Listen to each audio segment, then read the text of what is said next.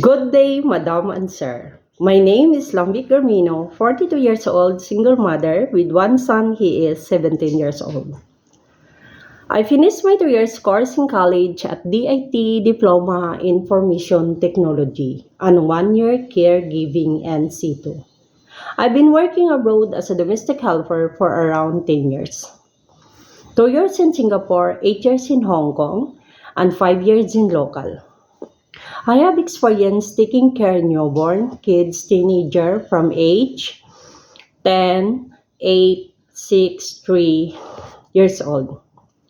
I'm responsible to taking care infant, general cleaning of all surfaces and areas, manage household duties including like ironing the clothes, mopping and vacuuming the floor, groceries and shopping, doing laundry clothes, cooking, and beddings as well.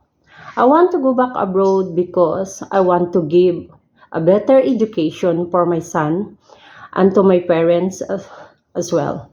To give back all the graces and all their sacrificing. I'm hardworking, honest, caring and loving to children. To my prospective employer, Mom and Sir, I would like to say thank you in advance. If I will be the one to be chosen as your helper, Mom, I will promise to do my duties and responsibilities well. I will assure that no regrets on their part. Thank you again.